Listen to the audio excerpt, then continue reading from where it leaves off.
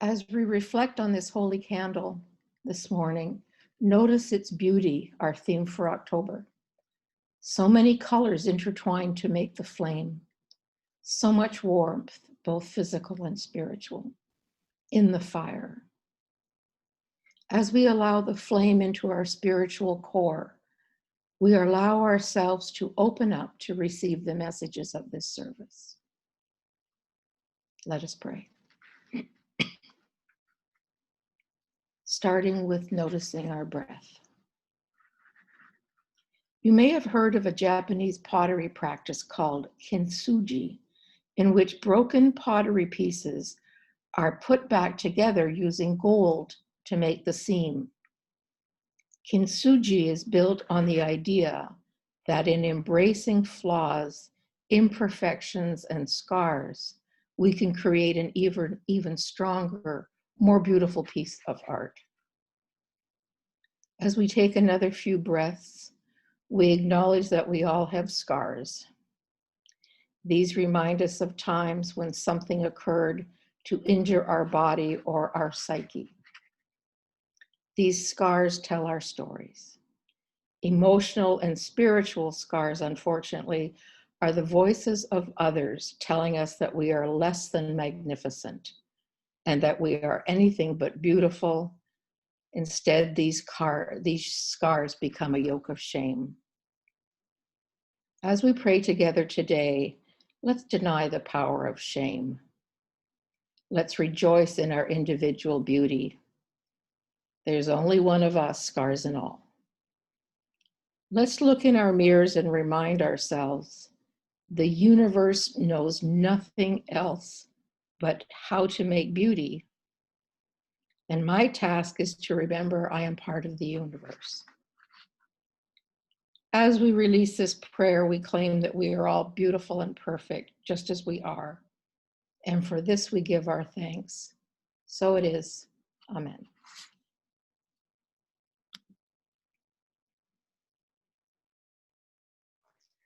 Thank you, Deb, for your beautiful opening prayer. I definitely benefited from hearing that. Well, I would like to welcome you all to Unity Spiritual Center Ottawa's online Sunday service. My name is Linda McCabe, and I'm honored to be the service facilitator for this Sunday service. Before we start our service today, we would like to acknowledge the Algonquin Nation on whose traditional unceded territory we are holding this online service. We gratefully acknowledge them as past, present, and future stewards of this beautiful land. Miigwech. And I'd like to invite Spencer. It's wonderful to have you with us again, Spencer, to sing one of my favorite songs, Morning Has Broken. All right.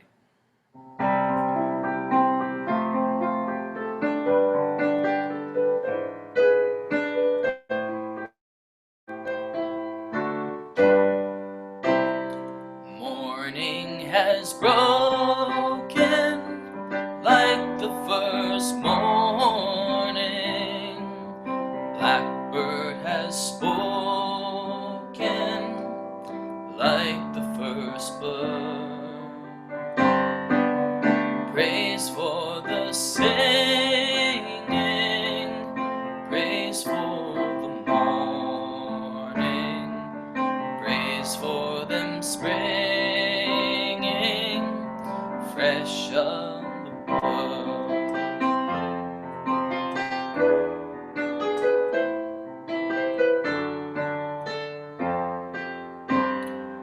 Sweet the rain's new fall,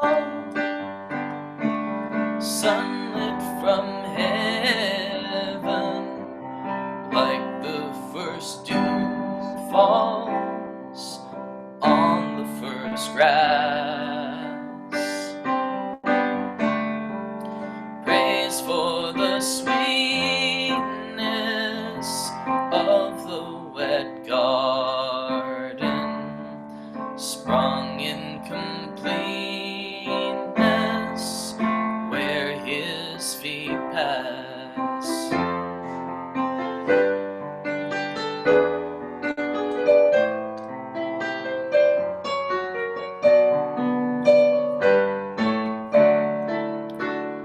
Mine is the sunlight,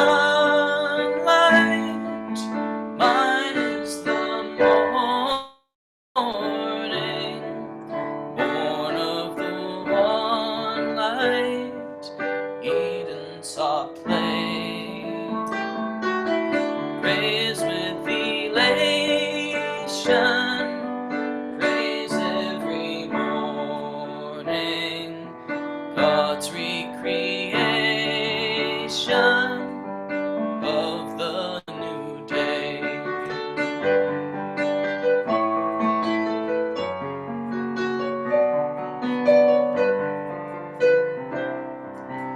Morning has broken like the first morning. Blackbird has spoken like the first bird. Praise for the singing, praise for the morning, praise for them springing fresh from the world.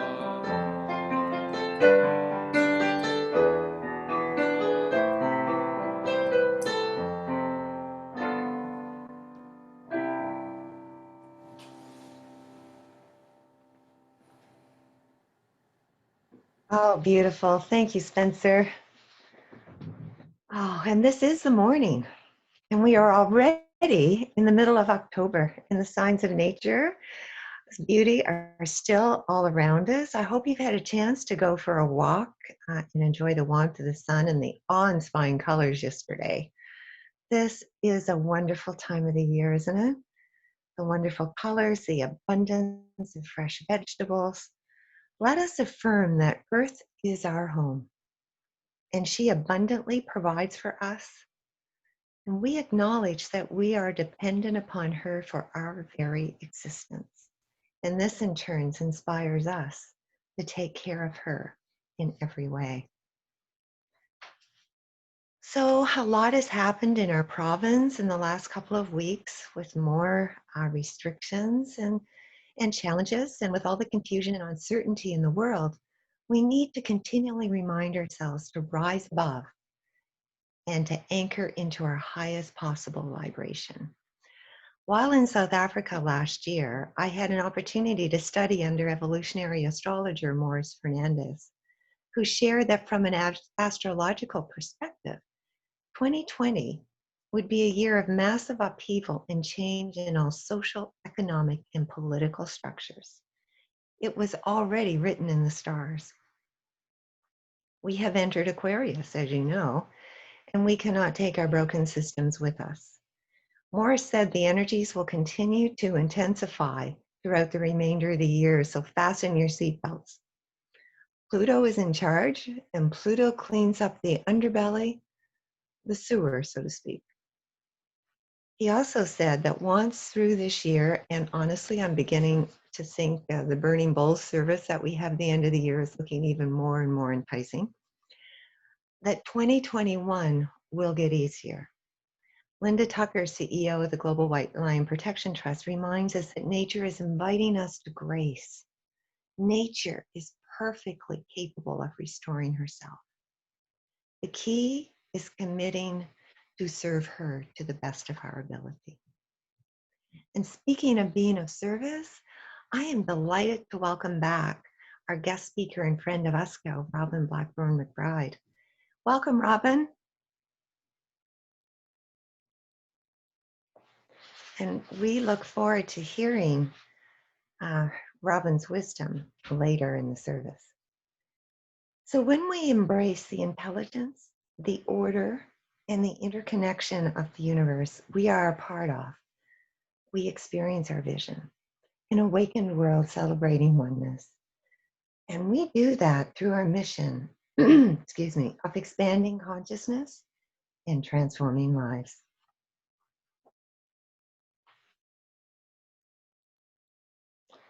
So Unity's worldwide vision for 2020 is perfect vision, seen through a spiritual lens. And so as we clean, so we've got the rest of October, all of November, and all of December to clean our own landscape, to clean our lenses, and really look and see with perfect vision what is already perfected around us. The Unity Worldwide theme and our theme for October is beauty. Nature's beauty reflects my true nature. Let's say that together. Nature's beauty reflects my true nature. So I've been pondering, how does nature's beauty reflect my own true nature? And I invite you to ask yourself, how does nature's beauty reflect your own true nature? As we clear the shadows and cobwebs out of our basements and our attics, more of our true nature is available. And with a clear lens, our perception changes.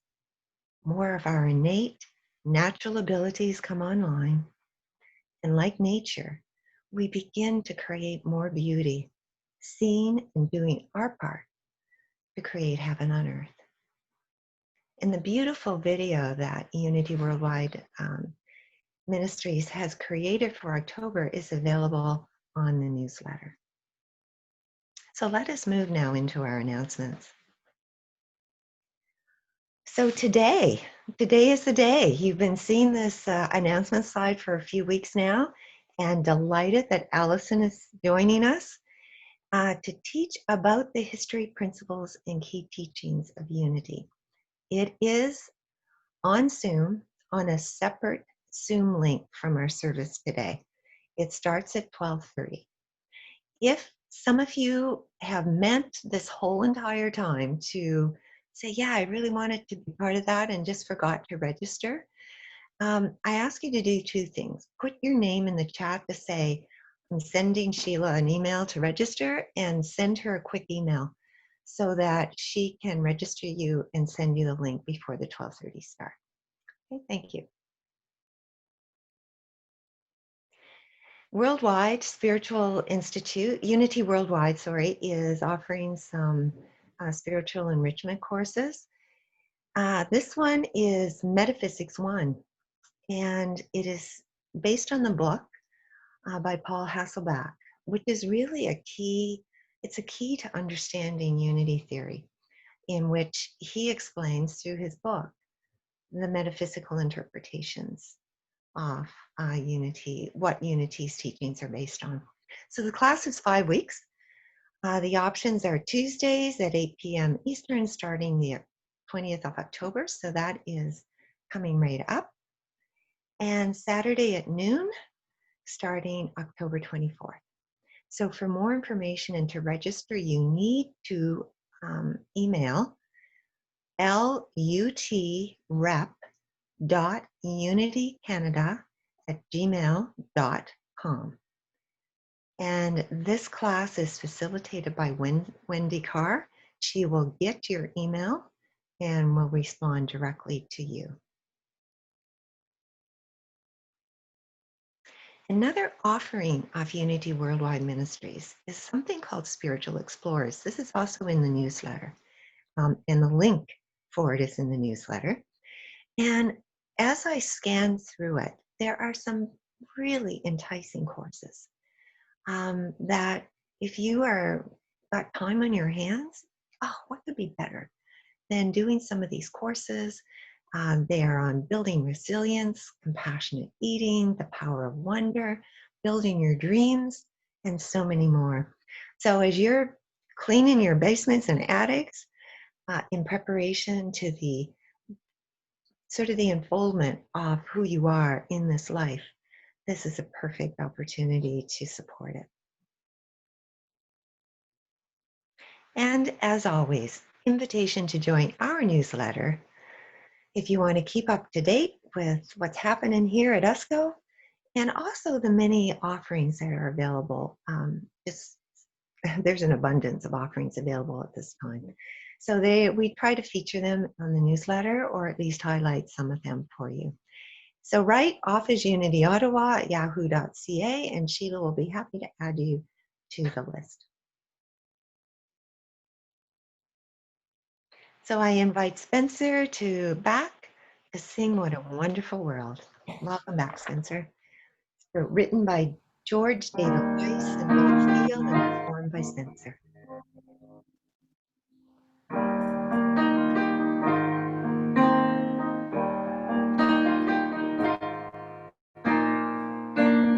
I see trees of green, red roses too. I see them bloom for me and you. And I think to myself, what a wonderful world.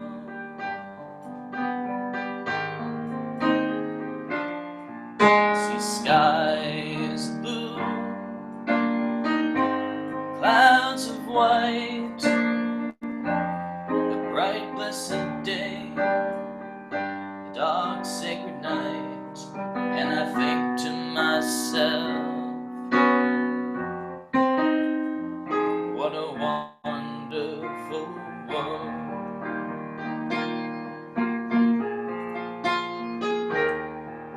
The colors of the rainbow, so pretty in the sky, are also on the faces of people going by. I see friends shaking hands, saying, how do you do? They're saying, I love you. I hear babies cry, I watch them grow. They'll learn much more than I'll ever know. And I think to myself, what a wonderful world. And I say to myself, what a wonderful world.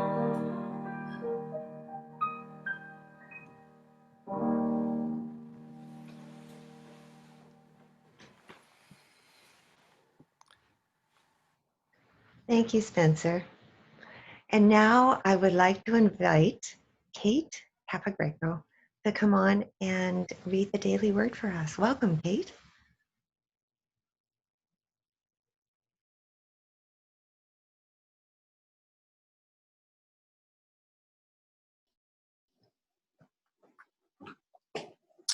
Hi there. Actually, I'm not quite ready, so I'm just going to grab my book. Okay. Today's daily word is steadfast. I am a steadfast spiritual seeker.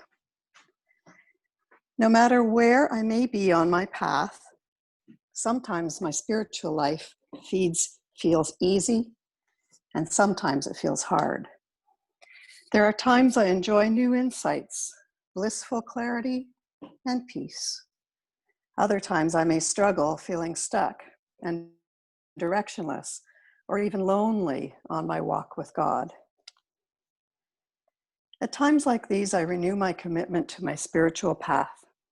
Although my attention may have wandered, the divine presence within me has always remained steadfast, as near as my next thought. Wherever I am in space, time, or consciousness, I discover the love, strength, and wisdom of God expressing through me. And from the 139th Psalm, chapter 9, verse 10, if I take the wings of the morning and settle at the furthest limits of the sea, even though your hand shall lead me and your right hand shall hold me fast. Thanks very much. Thank you, Kate. And now I would like to invite back our prayer partner, Deborah Martin, to lead us in the affirmative prayer. Thank you, Linda. We are also celebrating the power of order this month, and order is defined as the ability to organize, balance, sequence, and adjust. The disciple is James, who is known for harmony and balance. This is the James who's the son of Alphaeus. He represents the harmony and balance available through centering our awareness. He's the author of the book of James. He is also thought to be the brother of Jesus and was also known as James the Just. My life is in balance and in order, and all is well.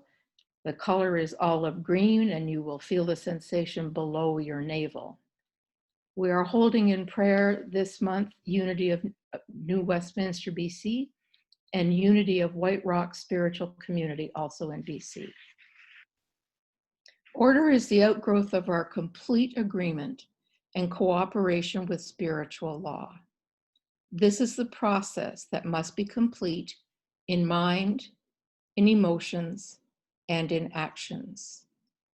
And I'll pause now for a moment to let you bring into your own consciousness those who you want to pray for.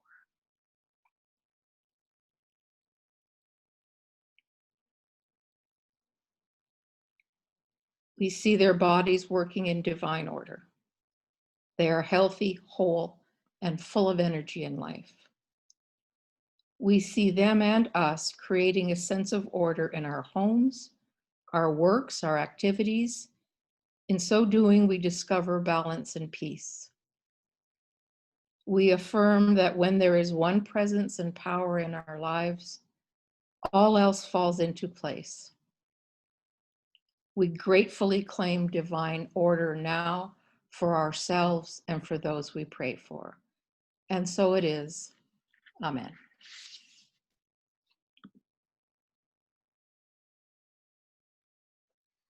Thank you, Deb. Oh, and it gives me great pleasure to begin this part of our service.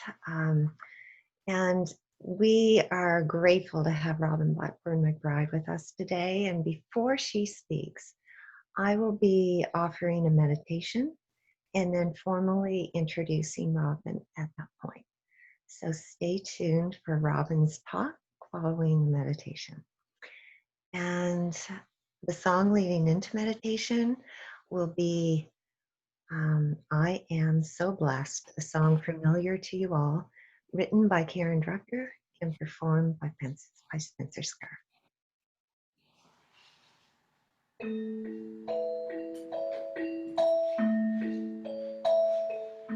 I am so blessed.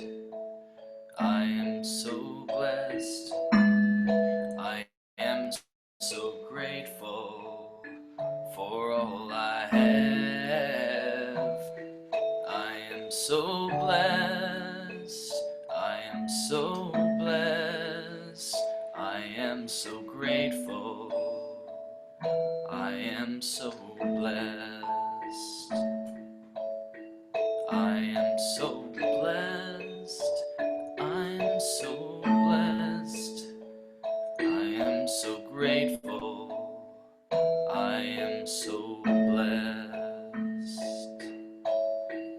I am so blessed. I am so blessed. I am so grateful for all I have.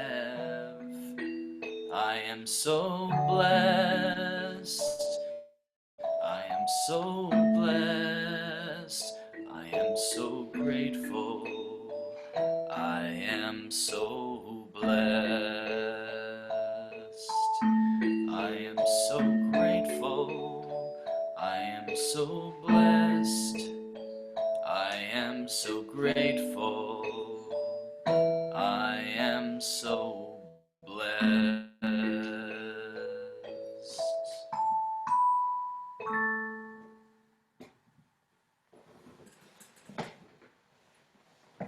And taking this energy, this grateful, blessed energy into meditation, feeling your feet on the ground, feeling the support of the floor in the chair you are sitting on. And if you've not already done so, consider closing your eyes. Take in a slow, deep breath of gratitude into your heart and gently breathe it out. And as you breathe in the beautiful rose gold light that symbolizes unconditional love. And as you breathe out any heaviness, any anxieties, any concerns. And as these heavy particles leave you, see them transformed into unconditional love, into that beautiful rose gold light. And then breathe that light in again. And on your next in-breath, focus your down to your heart. And feel your heart being filled with absolute unconditional love. Remembering that love is your natural state of being. Continuing to breathe the rose gold light of unconditional love, your heart is overflowing with the radiance of your love. Remembering the nature, the love of nature, the love of source, the love that is, and breathing out, sending that love to all beings. With each out-breath, breathe your love to your family, your friends, your communities, extending that love out to the gardens, the plants, the trees, all the nature beings, the animals, the birds, the insects, the rocks, the minerals, the waters, extending yet your love even further to the continents, the seas, extending it even further to the center of the earth, and expanding it to the sun and the stars. Knowing there is a divine order to all of life, and love is the connecting principle. Knowing we are not limited by our physical bodies, we exist in a field of consciousness, feeling that connectedness, feeling that connection with all of life, feeling you are one with all of life. Knowing you are one with all of life, and this is possible even during this time of social distancing. I am one with all of life. And say to yourself, I am one with all of life as you enter the silence.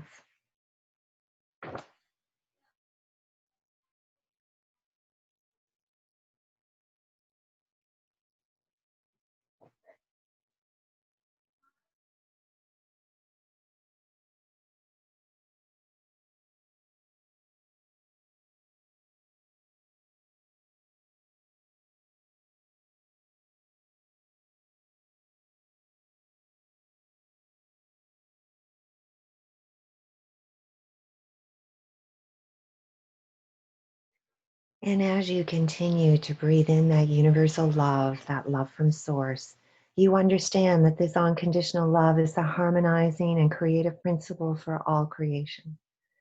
Feel it revitalizing you, energizing you, strengthening you, so that you can do what is yours to do. And remaining in this open-hearted space, I invite you to bring your focus back to your physical body, back to your breath, as we prepare to welcome Robin and share in her wisdom today.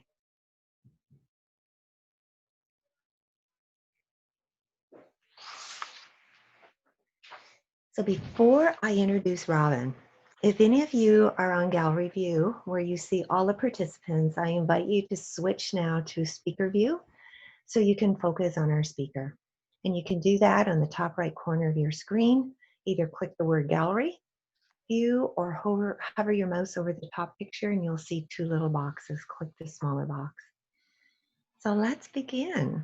It's a real pleasure to welcome Robin Blackburn McBride back to USCO. Robin is a friend to many of you, a coach to others, and it is a challenge to do justice to the many accomplishments of our guest speaker. And so you are getting an abridged version. For over 25 years, Robin has been an inspired teacher and student of creativity. She is a gifted coach, passionate about human potential. She's also an author, including a nonfiction book, Birdlight, Freeing Your Authentic Creativity, a volume of poetry in green, and a novel, The Shining Fragments. And so in addition to coaching, Robin is currently working on her next novel. Drawing inspiration from nature, Robin will offer insight into why change is a necessary part of order. Her topic is a certain beauty, nature, order, and the poetry of change. Welcome, Robin. Thank you, Linda. It's my pleasure to be here today. I realized this month that it's been 30 years since I wrote the poem that I'm about to share with you. And in many ways, this piece sets the tone for my talk this morning. It's called With Baby. With baby, I look around us at this place, at the houses of relations, people planted deep, foundations. I look at trees which I have called old and keys, at signs that tell me the trails below, the ones we follow, with you ever watching as the scenes behind us change. This pattern of disappearances is your first. I push you in your carriage under a canopy of yellow leaves, past the curling lips of roses, contours of unvoiced departure. And you smile at the detail you trust, and sights are altered. One day you will view another landscape. I have not seen its paths. Like others already, I move beneath them. I want to take a moment and reflect on that poem. I wrote it in the fall of 1990 after becoming a parent. And I think as a young woman at that time, one of the things which parenthood really impressed upon me was that on a certain level, I had finished my job, biologically speaking. And I really sat with that one, you know. I thought to myself, if I die now, I'm done. I mean, I've replaced myself on the earth. And this was a very concrete way of thinking. And I will just point out that clinging exclusively to the concrete can be depressing. As a young mother, I developed a heightened awareness of change. I remember being absolutely fascinated by how quickly a baby changes. And this, you know, obviously it was a delightful time, but it also elicited a very strong sense of nostalgia in me and a kind of grasping and yearning. When my daughter was born, I just wished that we could pause for more time at each phase. It's a little bit ironic because when I was a girl growing up, I could hardly wait to be an adult. But all of that changed when I became a mother, and I just wanted to slow the process down. Anyway, as a young adult, I think that's when I really got it, that we cannot stop this train, this sense of linear time, linear change in the world of concrete reality. I want to share another poem with you. I'm going to be sharing a number of poems in this talk today. It gave me great pleasure to choose them, and I will say that it feels like a complete privilege to be able to read them aloud to you. This one you are probably familiar with. It's by Robert Frost. Nothing gold can stay. Nature's first green is gold, her hardest hue to hold. Her early leaves a flower, but only so an hour. Then leaf subsides to leaf, so Eden sank to grief. So dawn goes down to day, nothing gold can stay. And of course, this is the time of year in the fall when we're reminded by nature that in order for there to be a spring, a growing season, we have to have a fall and a winter. And this cycle goes on and on. Change is perpetual. And it's really part of what we observe, witness as order on this earthly plane. And things are designed to come to an end. Dylan Thomas, another poet whose work I adore, once famously said, "A poem sows the seeds of its own destruction." In other words, it's designed to have a beginning, a middle, and an end. It's built to finish. And it's the same for so many things in our material world, including us, human beings.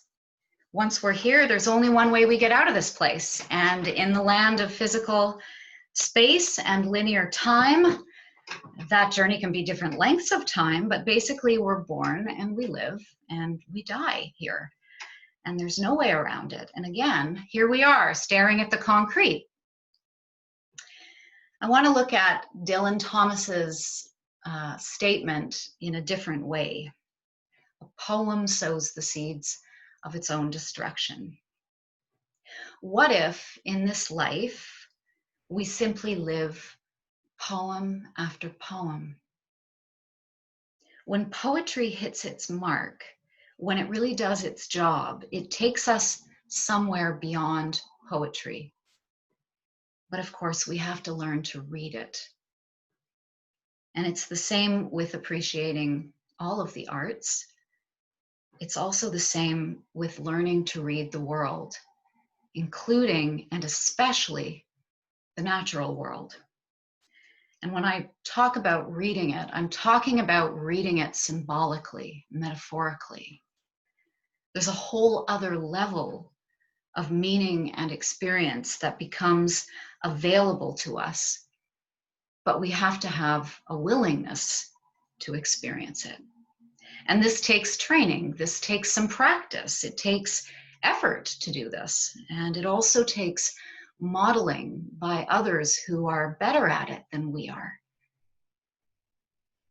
All of this.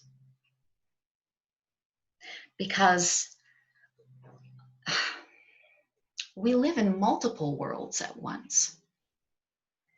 I believe that one of the greatest roles of art can be to connect us with a sense of expansiveness. And sometimes this means with our own capacity to transcend a sense of time and space with an awareness that we live in more than one world at once. The concrete, yes. The natural world, yes.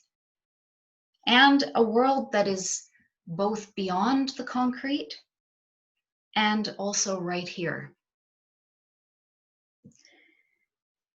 Have you ever had an experience when you have been listening to a piece of music or gazing at works of art or reading a story, reading poetry, and engaged in something of an artistic nature where you felt transported, transcendent even?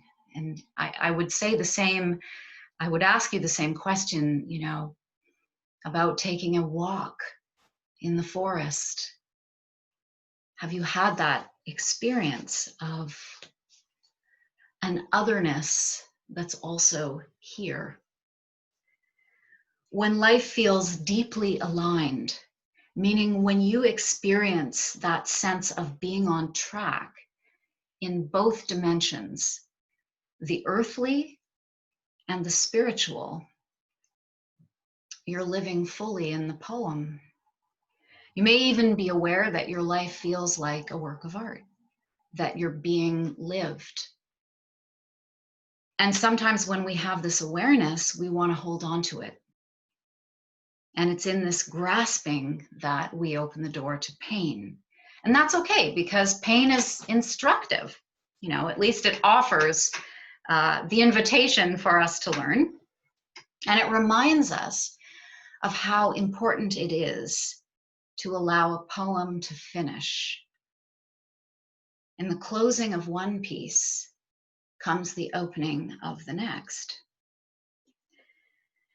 And this brings me to the work of Marion Woodman, actually, somebody I'd like to share about this morning. A Canadian, she was a Jungian analyst, a teacher, and a prolific writer, also a cancer survivor, a deeply spiritual person.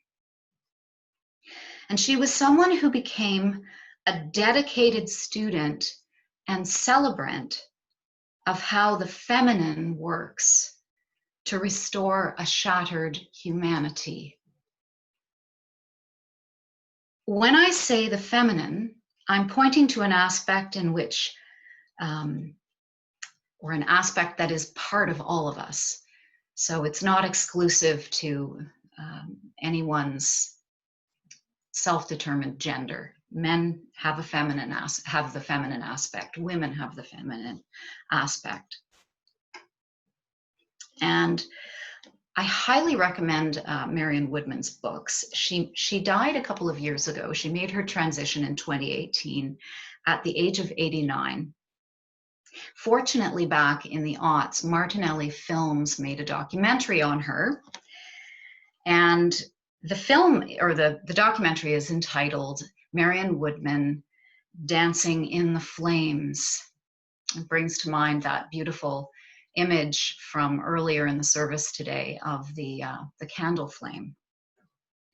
In this documentary, she is interviewed by renowned mystic, scholar, and author Andrew Harvey, and he is known for his work on sacred activism and for his translations of the poetry of Rumi and Kabir, both mystical poets from different wisdom traditions, but in some ways, in many ways, coming to the same place. And just for a moment, I want to kind of give a shout out to both of these things. The documentary by Woodman, which you can find online, and for a fairly nominal fee, you can purchase access to view it. I actually think that some of you in the community, perhaps all of you, may enjoy watching this documentary. And the other is a YouTube video of Alan Watts. It was recorded a year ago, and it's of, sorry, Andrew Harvey, not Alan Watts. If I said Alan Watts before, I meant to say Andrew Harvey. In this video, he recites Kabir's poetry, and he also gives his commentary, and it's just absolutely inspired. I was so inspired listening to him. So easily found, both of those things. Harvey's questions to Woodman near the end of her life reveal much on this theme of order in cycles, of death in service of life, which of course is the domain of the goddess Kali in the Hindu tradition. And the title of the documentary, Dancing in the Flames, is a reference both to Kali and to one of Woodman's books, Dancing in the Flames, the Dark Goddess in the Transformation of Consciousness. The documentary opens with Woodman discussing her personal view of the world, and she shares with Harvey that she believes in destiny.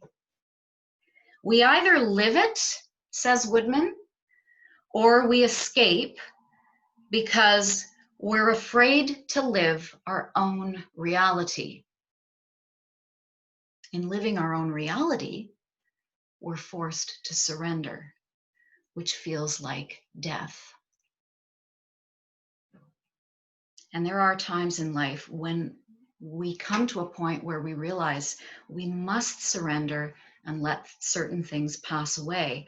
Woodman says, if you're going to live your full soul's journey, you're going to go this way and surrender the old life to the new. And that statement about surrender is really at the center of my talk today. And I believe, much more importantly, it's central to our collective world experience right now. In the death is the birth of a whole new consciousness. Of course, there's a great birth taking place on the planet now. At least there's the potential for it. Woodman talks about a sacred marriage, the dance of life and death. They belong to each other. If something doesn't die, there's no nurturing for the new. And she emphasizes that if we really surrender to our destiny, what I might describe as our inborn sense of purpose or calling, death is going to happen often in a lifetime. So collectively right now, we are in the throes of both a death and a birth. Harvey and Woodman talk about this, and it's fascinating. The documentary came out in 2009, but their conversation feels absolutely on point for the moment that we are living in. In order for that cycle to manifest fully, Woodman claims, and these are her words, that something is going to have to happen to the soul of human beings. When we focus only on the concrete, on the physical, we can easily become slaves to addictive patterns. Over the past 40 years, our society has become increasingly secular in focus, meaning people aren't cultivating a spiritual life. And I'm not talking about a religious practice. I'm talking about a sense of the spiritual in their lives. And Woodman describes our culture as, in a sense, behaving in the patterns of an addiction. And again, these are her words. We all have this wonderful life, but we cannot believe that we can lose it. That is too horrible a thought. So the fear is expressed in adding more and more stuff, stealing more and more from the earth, acting more and more irresponsible and even angry. So when you think about the state of our world right now, the news, the media, the world of advertising, the entertainment industry, the zeitgeist of these times, does that pattern of behavior seem familiar to you? And I think I'm asking a rhetorical question. You know, I think fairly obvious is that, yes, we do see these patterns. As an aside, I will share that recently I was thumbing through, I guess you could call it a lifestyle magazine, and I came across a caption, and it was about how to stand out while wearing a mask. And it had to do with a lot of heavy eye makeup and big, sparkly, expensive earrings. And, you know, there it was. And I just want to take a moment and reassure you that is not the beauty that I'm speaking about this morning, which I will get to. So we must allow some things to fall apart.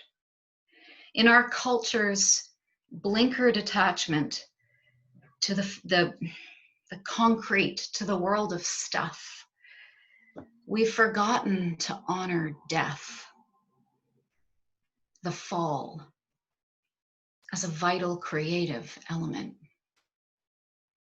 And when I say we, I mean many of us. I dare say likely all of us at times. I can certainly relate to attempting to hold on to things that are meant to come to an end at times in my life. We live in a society where many people are afraid to even think about death. And I'm not just talking about, in physical terms, the literal end of life. I'm talking about holding on to things when they no longer serve and are meant to fall apart and give way to the new. Nature shows us that what dies nourishes new life. And therein lies the opportunity for us to find the metaphor. Woodman claims that in this fear-based and insatiable appetite for the material world arises an inability to understand metaphor. That when we become caught up in the machinations of living solely based on the concrete, that we lose our ability to think metaphorically, which I find very fascinating. When ritual doesn't matter and the spiritual no longer matters, and I hasten to add, when a sense of life's poetry is lost, we become cut off from a whole other dimension of our being. So I want to go back into this dance between life and death, between the literal and the metaphorical, the earth plane and the beyond, whatever that is, and simply share a poem by Native American poet and US poet laureate, Joy Harjo. And it's called Remember. Remember. Remember the sky that you were born under. Know each of the stars' stories. Remember the moon. Know who she is. Remember the sun's birth at dawn. That is the strongest point of time. Remember sundown and the giving away tonight. Remember your birth, how your mother struggled to give you form and breath. You are evidence of her life and her mother's and hers. Remember your father. He is your life also. Remember the earth whose skin you are. Red earth, black earth, yellow earth, white earth, brown earth. We are earth. Remember the plants, trees, animal life, who all have their tribes, their families, their histories too. Talk to them. Listen to them. They are alive poems.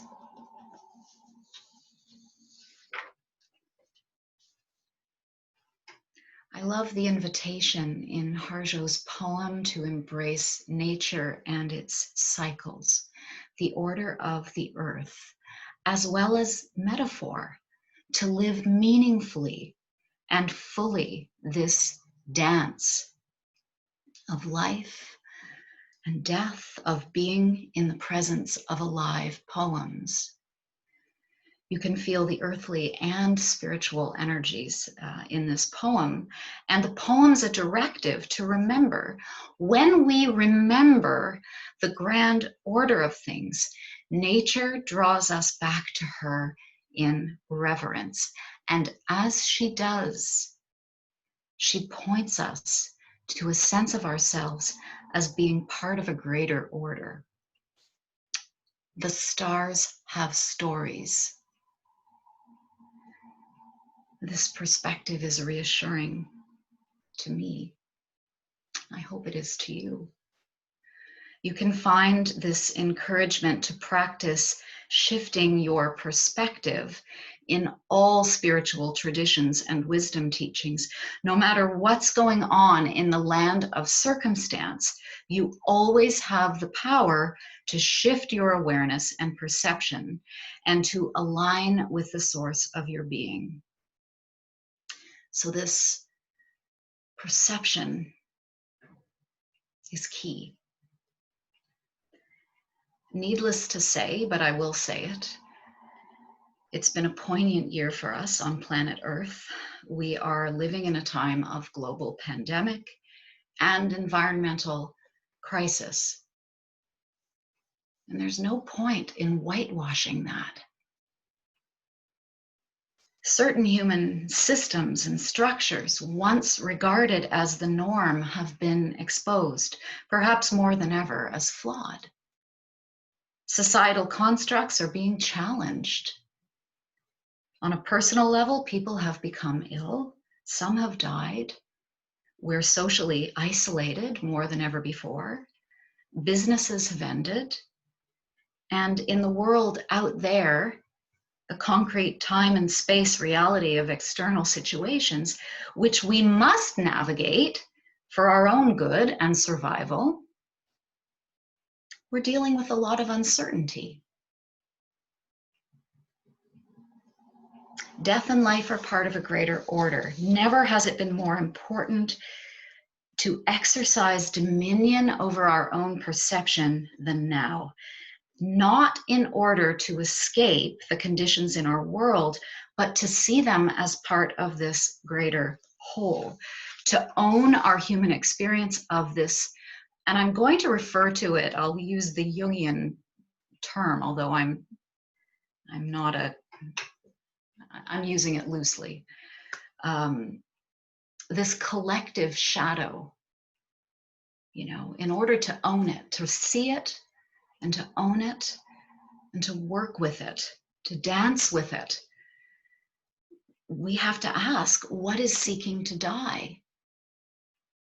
In order that a new level of consciousness may be born.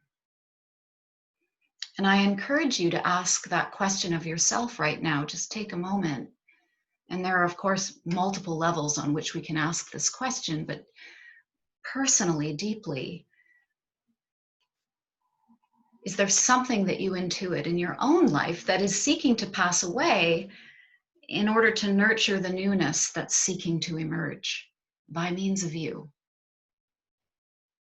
And I invite you after the service today to keep this question open and alive and consider it on a collective level as well. And it's important to say this, that rather than coming from a place of fear in all of this, we have an opportunity to view all of this from a place of love. And that's where real transformation occurs. But it's easier said than done. I will say this, though, that the beauty of nature calms and restores the mind. It can help us to enter a state of higher awareness, and it can also be an aid to us in receptive prayer, which I'll talk about in a moment. Before I do, this brings me to another poem by one of my favorite contemporary poets working in the world today, Wendell Berry.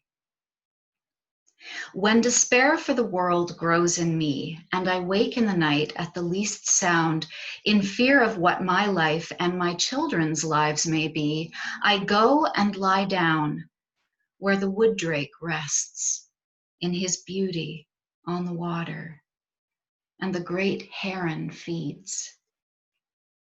I come into the peace of wild things who do not tax their lives with forethought of grief. I come into the presence of still water, and I feel above me the day-blind stars, waiting with their light. And for a time I rest in the grace of the world and am free. The world is transformed in the span of this short poem. The narrative persona goes from associating the world with despair in line 1 to associating it with grace in the final line. And that's the power of perception. That process of transformation requires prayerful solitude. It requires being in the now. And that is just one of the countless great gifts of nature. The natural world helps us to be present.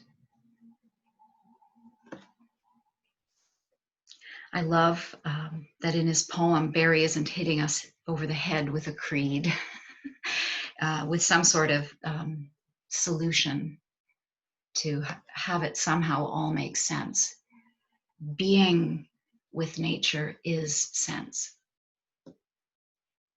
And the focus of the mind is key. And that brings me to the final section of my talk today.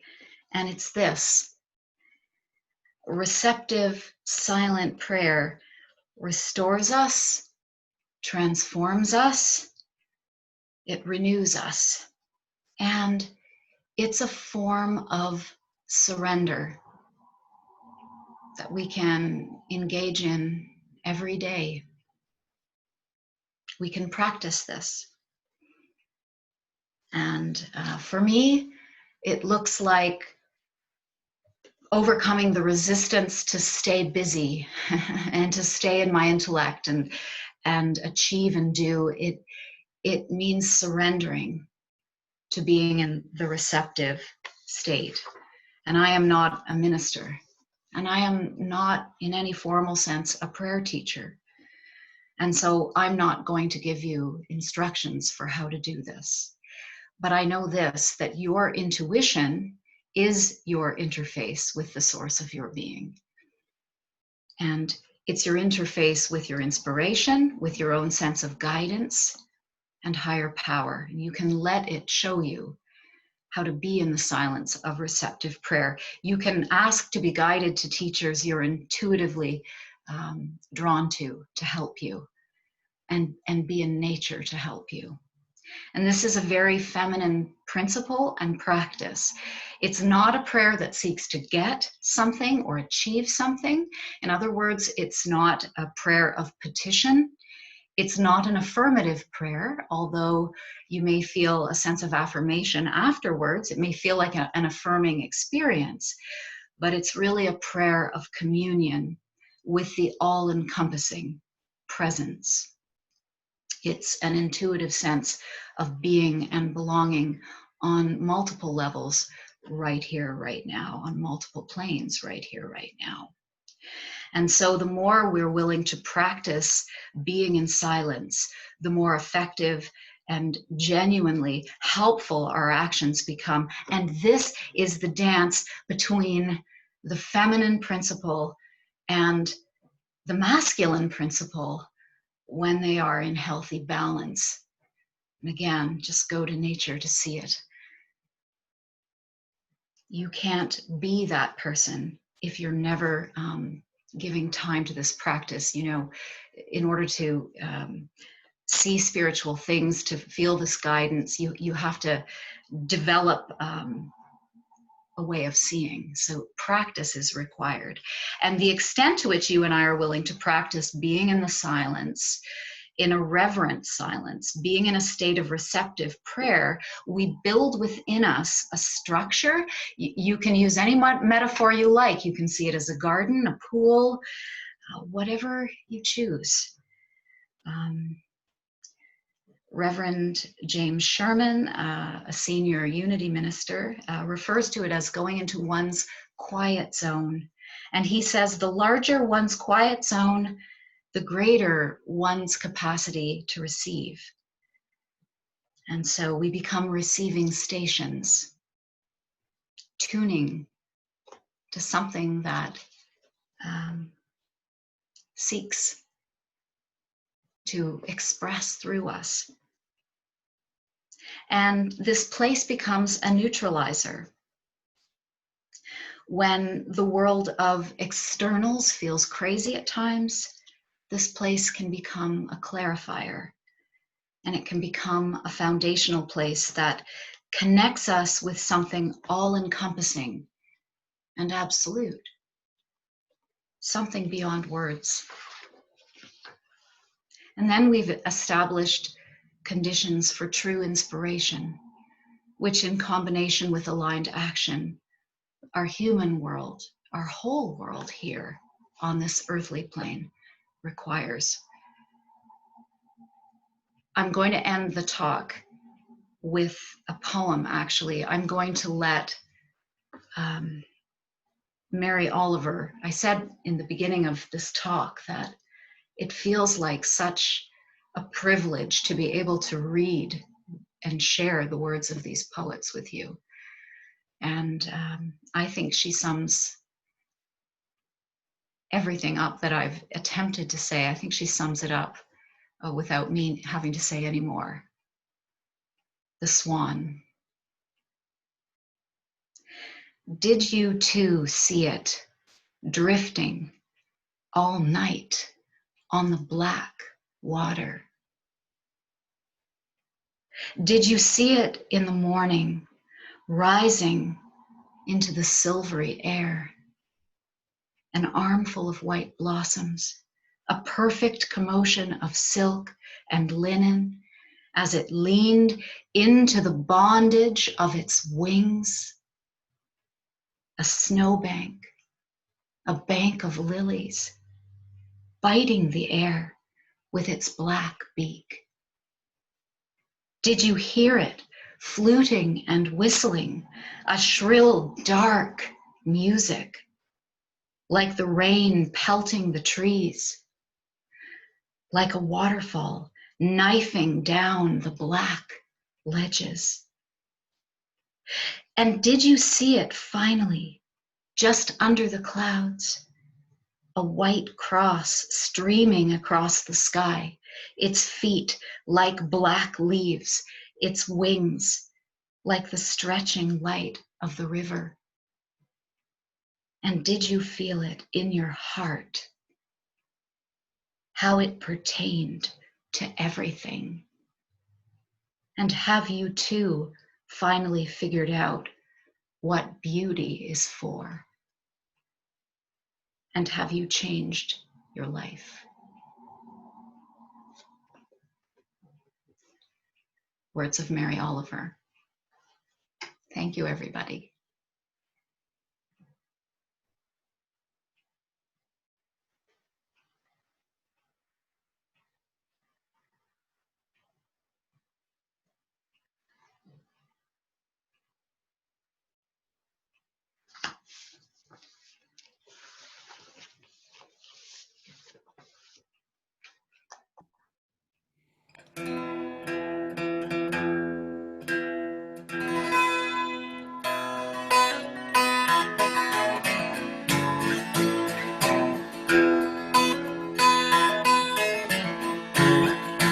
He was born in the summer of his 27th year, coming home to a place he'd never been before.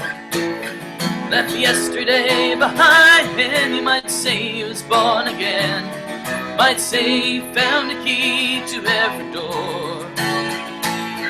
When he first came to the mountains, his life was far away, on the road, hanging by a song. Strings already broken and he doesn't really care. Keeps changing fast, it don't last for long. It's a Colorado Rocky Mountain high. I've seen it rain and fire in the sky. Shadow from the starlight, softer than a lullaby. Rocky Mountain High, Rocky Mountain High. Well, he climbed Cathedral Mountains, saw silver clouds below, saw everything as far as you could see. And to say that he went crazy once, tried to touch the sun. Then he lost a friend that kept his memories. And he walks in quiet solitude, the forests and the streams, seeking grace in every step he takes. Side is turned inside himself to try and understand the serenity of a clear blue mountain lake. Colorado, Rocky Mountain High, I've seen it rain and fire in the sky. You can talk to God, listen to the casual reply. Rocky Mountain High, Rocky Mountain High. And his life is full of wonders, but his heart still knows some fear of the simple thing he cannot comprehend. They try to tear the mountains down for bringing a couple more people, more scars upon the land. The Colorado, Rocky Mountain High, I've seen it rain and fire in the sky. I know he'd be a poor man if he never saw an eagle fly. Rocky Mountain High, it's a Colorado, Rocky Mountain High. I've seen it rain and fire in the sky. Friends around the campfire, everybody's high. Rocky Mountain High, Rocky Mountain High, Rocky Mountain High, Rocky Mountain High.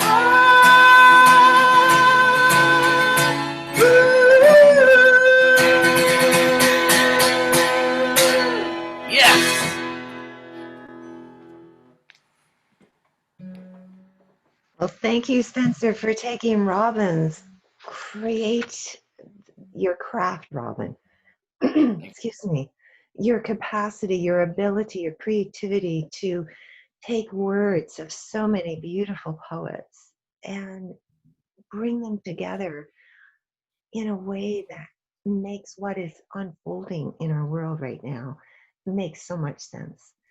And there are so many nuggets that you have left us with, questions and things to ponder. And I really encourage anyone who has listened to this to share the talk with friends and family and listen to it again once it's posted on YouTube.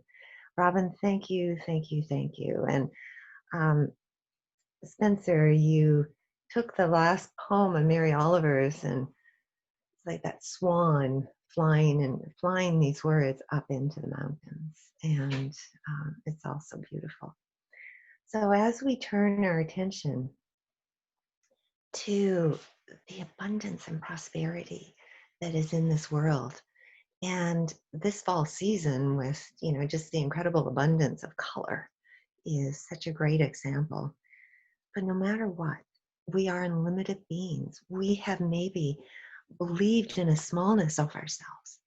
But this time of dismantling of structures is causing us to question everything.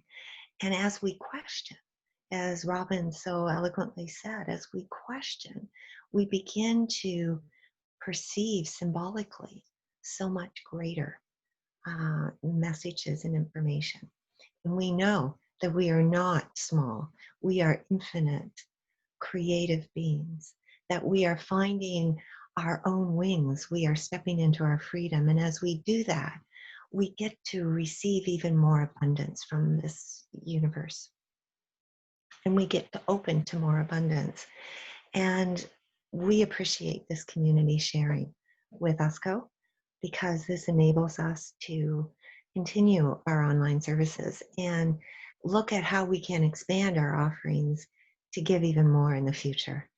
And so for those of you who already give, we bless you. We are grateful. For those of you who are new or are maybe considering, how can you support us? This is a wonderful way to do it. And let us affirm together. Divine love as me blesses and multiplies all that I give, all that I have, and all that I receive, and I am grateful. And to share your abundance with USCO, there are several ways, and thank you, Sheila, for providing this really easy to navigate a set of instructions here. There's a donate button directly on the website. All of this is in the newsletter, and there's a direct click on here to reach the website. So unityottawa.org, you can download the Tithely app and search Unity Church of Ottawa. That is how we are registered in Tithely.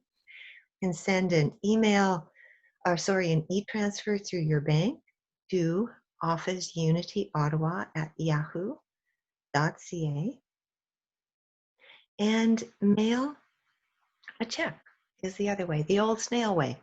Mailing through our mail address that's on the top right corner of our website.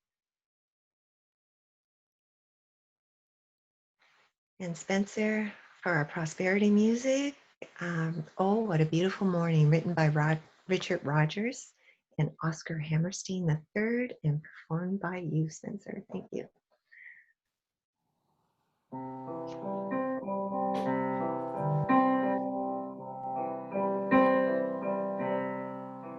There's a bright golden haze in the meadow. There's a bright golden haze in the meadow. The corn is as high as an elephant's eyes, and it looks like it's climbing up to the sky. Oh, what a beautiful morning. Oh, what a beautiful day. I've got a beautiful feeling. Everything's going my way.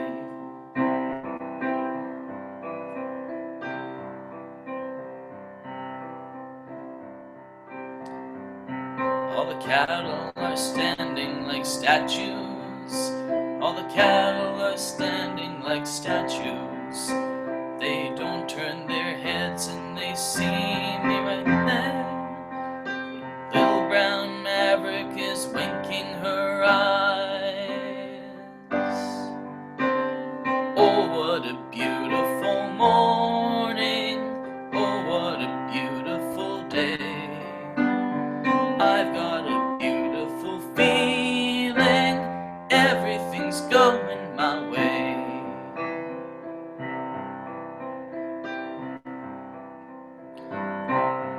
All the sounds of earth like music.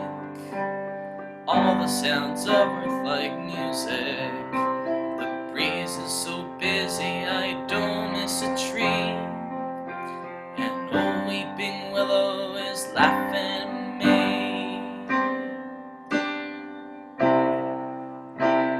Oh, what a beautiful morning.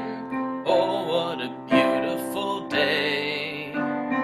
I've got a beautiful feeling.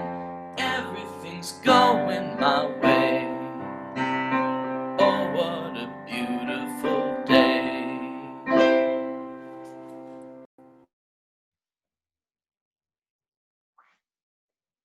Thank you, thank you. And so here we are at our blessing of our Unity Center, so please join me. Unity Spiritual Center Ottawa is abundantly blessed. Creative people are drawn to us. Divine ideas flow through us. Financial resources bless us. And we accomplish mighty works together. And this blessing is being taken off by our bird of the month. We now have a bird of the month versus one every week. And Sheila has chosen the black-capped chickadee to send these blessings off. And if any of you have been out walking on the trails, you know, these brilliant little birds are everywhere. And a couple of days ago when I was out, there was an elderly man holding his hand up with sunflower seeds with a chickadee on his hand and the look of awe on his face. He was in pure joy. It was like, it reminded me of those moments that Robin talked about where you step outside of reality and experience nature and the beauty of that. So thank you. So our children's blessing, and the sunflowers are here, because I think we're going to turn this into, for this week, nature, a blessing of all of nature. If you want us to highlight and bless the children in your lives, you need to send pictures to Sheila at unityoffice. At our Yahoo email office, email address, and so we can use them. And for today, we are going to turn our attention, we're going to focus on the bounty and the beauty and the exquisite life-giving, love-honoring properties of the earth. So let us together, you are the peace, the love, and the light of this world. You are our world. Let your light shine. Take it away, Spencer.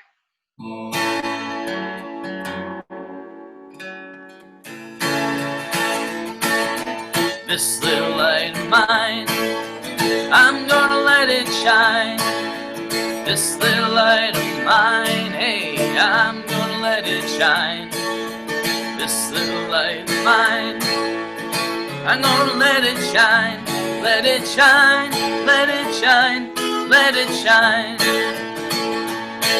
Well, I won't let anyone get out. I'm gonna let it shine. I won't let anyone get out. I'm gonna let it shine. I won't let anyone get out. I'm gonna let it shine. Let it shine, let it shine, let it shine. Well, this little light of mine, I'm gonna let it shine. This little light of mine, yeah, I'm gonna let it shine. This little light of mine, I'm gonna let it shine. Let it shine, let it shine, let it shine. Every day, I'm gonna let my little light shine. Yeah!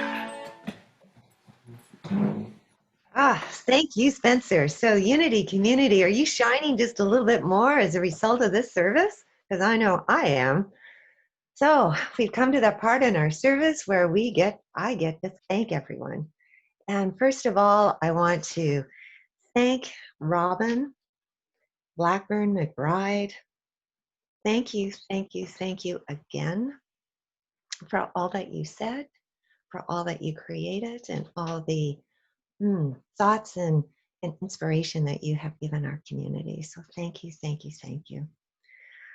Oh, Spencer, thank you again for your music. Always lovely to have your energy and your talent with us. Deborah Martin, as always, it was a beautiful opening prayer today, and I think all of us are feeling the picking at our own scars, our own samskaras, and so that was really soothing for us. I thank you. Hey, thank you for being present for the daily word today. And Sheila, thank you for putting all of this together. And each and every one of you, thank you for making this community possible. And Brenda, I want to thank you. You've been adding lots of stuff to the chat, lots of ideas there, and I appreciate your whizness, if I can use that word, at communication. And so I encourage you all to have a look at the chat and see what you think. And thank you, Stephen. And so next week, we have our Serenity service. And it is going to focus on the Day of the Dead. It's going to be a little bit different service than our usual Serenity services. And what you're looking at here is our beloved congregant friend and member here, Jillian Smithard. This is the last altar she created for Day of the Dead. And really, this service is part in commemoration of her joy at bringing Day of the Dead to us. And Brenda has just put in the chat that yesterday was Jillian's Earth birthday. And so we bless her. And we love her. And we miss her. So one of the things that I wanted to say in preparation for this service, I would really love you to consider creating your own, like, just a little altar. And if you have, I mean, all of us have, not if, but all of us do, pictures, mementos that represent people, animals, situations that have passed in your life, and you want to honor them, then bring those with you so that we can truly serve you in the best way. And read in the newsletter next week when it comes out, because we will go into a little bit more detail about how and what to prepare for this service. Thank you. So our beloved Deb Martin is our prayer partner on duty this week. And if you feel that you would benefit from a personal prayer, send an email to the office and Sheila will forward your email to Deborah, who will get in touch with you. The other options for prayer online at unity.org. You can download the YouPray app or call Silent Unity at 1-800-NOW-PRAY. So in closing, as we come to the end of our service today, we take a moment to appreciate the beauty of nature in the fall, and to know that nature is always gifting us with her beauty, fall, winter, spring, summer. Remember, this is a coherent and organized universe, and we are influenced by the power of divine order, and we are always at choice. Your choices count critically and create the world you experience. Go in beauty. Blessed be. And I invite you to hold your hands out to receive the prayer of protection. And then it's nice to have Spencer singing it to us today, and to have him finish the closing song with Let There Be Love on Earth. So bless you all, and see you next week.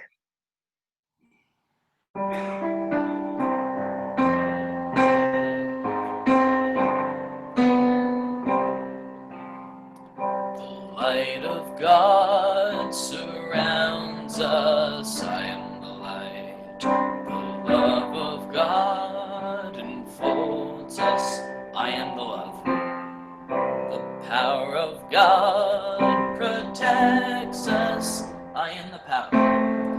The presence of God watches over us, I am the presence. Wherever we are, God is, and all is well.